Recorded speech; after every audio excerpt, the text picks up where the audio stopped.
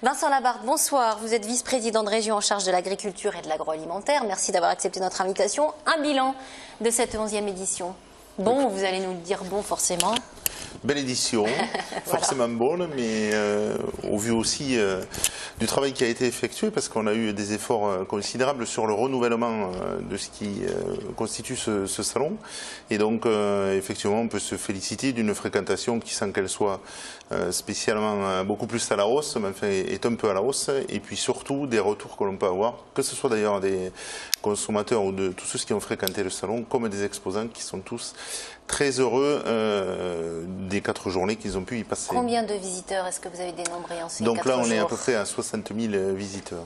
Alors, un salon quand même en marge d'une actualité chargée cette année dans le domaine de l'agriculture et surtout du secteur alimentaire. Après le scandale chez Spanghero, eh bien, nouvelle affaire alimentaire, on l'a appris ce week-end, liée à un trafic de viande de cheval. Une vaste organisation est en train d'être démantelée dans le sud de la France, aux portes de Toulouse, du côté de Montpellier, dans l'Aude. Bon, très simplement, des animaux ayant servi à la recherche médicale se seraient retrouvés après falsification de documents dans la chaîne alimentaire. Alors, les labels rouges, les labels de qualité, etc., on les connaît. En dehors des labels, est-ce qu'on peut toujours avoir confiance dans nos produits ? Écoutez, on peut déplorer encore une fois ce type de scandale qui est en fait l'affaire de quelques-uns qui veulent faire du profit. En marge du CISCA, nous avons justement tenu un colloque pour la première fois sur la sécurité des aliments et la sécurité alimentaire d'une manière générale, qui a connu un grand succès d'ailleurs, et sur lequel nous avons évoqué les différents scandales que traverse notre pays, ou les crises aussi, parce qu'on pourrait aussi parler de la crise bretonne qui a fait un choix tout autre que celui qu'on a fait en Midi-Pyrénées.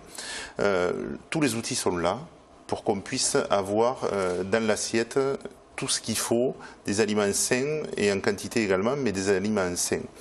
Nous avons pu le vérifier à travers ce colloque. Tout est réuni pour que cela puisse marcher. Qu'est-ce que ça veut dire, tout est réuni? Tout est réuni, mais je veux dire au niveau européen, au niveau national. Dans nos abattoirs, nous avons des moyens de contrôle qui aujourd'hui sont véritablement complètement aboutis. Des spécialistes étaient là, des représentants de la Commission européenne étaient à ce colloque. Tout le monde nous a dit que tout était réuni. Simplement, quand on est sur une affaire de tricheurs, que voulez-vous? C'est comme ça, il faut que les tricheurs soient interpellés. Ensuite, je crois qu'il faut bien faire la part des choses. Il n'y a pas de scandale sanitaire, c'est une affaire de tromperie. Que ce soit l'affaire dont on parle comme l'affaire Spanghero. Ça ne remet pas en cause la qualité de l'aliment ou de la production? Non, je ne pense pas. Je ne pense pas. Là, les producteurs ne sont pas du tout remis en question. Et le choix que nous avons fait à Midi-Pyrénées sur la qualité, à travers le soutien que nous portons à nos 120 signes, à nos 120 produits sous signe de qualité, il doit être amplifié de manière à ce qu'on ait une agriculture qui soit de même vertueuse. Alors, quand on parle de qualité, est-ce que les circuits courts, c'est une solution qui peut préserver la qualité des produits, et qui permet de nous assurer que les produits sont de qualité? On précise que le circuit court, c'est un intermédiaire au maximum entre le producteur et le consommateur. Tout à fait, c'est la définition à la française. Après, circuit court ne veut pas dire un cahier des charges. Donc moi, je propose quand même qu'on puisse s'assurer que les animaux soient élevés, s'il s'agit d'animaux, soient élevés dans les meilleures des conditions. On a aussi un certain nombre de chartes pour l'agriculture conventionnelle, mais dès lors qu'on va effectivement sous des produits sous signe de qualité, ces chartes sont renforcées, les cahiers des charges nous permettent d'avoir l'assurance qu'on est sur des produits de qualité. Ça s'essouffle un peu les circuits courts ou pas? Enfin, nous, on a quelques chiffres. En 2000, 8333 exploitations travaillaient en circuit court. En 2010, elles n'étaient plus que 8000. Alors, je n'ai pas connaissance de ce chiffre, peut-être ça s'essouffle, c'est en tous les cas pas du tout les chiffres que j'ai, puisqu'il y a 12 ans, les circuits courts représentaient, et les productions de qualité, pardon, représentaient à Midi-Pyrénées 7% du chiffre d'affaires. Aujourd'hui, ils en représentent 18%. Il faut savoir quand même qu'il y a 30% d'agriculteurs donc en Midi-Pyrénées, ça marche. De notre région, voilà, qui travaillent avec ce Alors, vous communiquez beaucoup dans la région à travers donc, les produits de qualité, voilà, l'opération Locavor, Calivor, sont des campagnes pour soutenir un peu la qualité des produits et inciter les Midi-Pyrénéens à consommer les produits de notre région. Ça marche ou ça marche pas?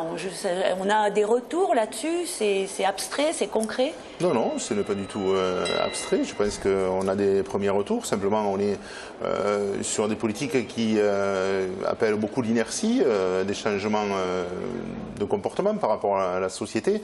Donc, il faut poursuivre nos efforts dans le temps.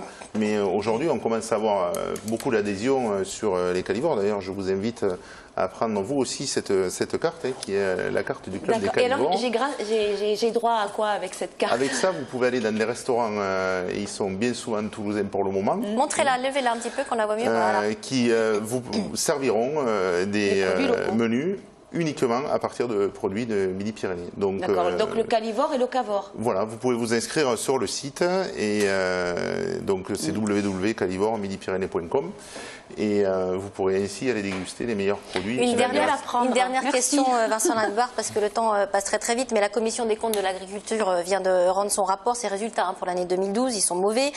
Les grands perdants sont les céréaliers, les exploitations de céréales, oléagineux, protéagineux, voient leurs résultats en chute libre, surtout ici, dans notre région en Midi-Pyrénées, moins 57,3% entre 2012 et 2013. En cause notamment les mauvaises conditions climatiques du printemps et de l'automne. Quelles sont les répercussions qu'on peut noter sur les exploitations de notre région ? Alors, nous avons des exploitations qui sont beaucoup plus de type élevage. Simplement, effectivement, 2012 était une année exceptionnelle. J'ai entendu d'ailleurs des agriculteurs dire que c'était leur rendement de carrière avec des prix qui étaient très hauts. Donc, on ne peut pas tellement comparer ces chiffres. Simplement, encore, les céréaliers tirent encore leur épingle du jeu. Je pense que l'élevage est beaucoup plus en difficulté, malheureusement, que ne peut l'être les céréaliers. Une question passée sur les fonds et on termine avec ça. Oui, justement. Donc, il y a des aides de l'Europe. Ce sont les fonds FEADER. Et lorsqu'on a préparé cette émission, une chose qui est intéressante, c'est que sans ces fonds, il n'y a plus d'agriculture, c'est ça ? Malheureusement non, mais c'est vrai Midi-Pyrénées comme ailleurs, puisqu'on constate effectivement que le revenu net agricole de la ferme Midi-Pyrénées équivaut à peu près aux aides qui sont apportées. Mais je voudrais tout de suite dire que c'est vrai à Midi-Pyrénées, c'est vrai en France, et c'est vrai dans tous les pays du monde. On a des agricultures qui sont subventionnées. On peut d'ailleurs s'interroger si ce n'est pas des subventions qui sont apportées aux consommateurs. Et la région a été la mieux dotée ?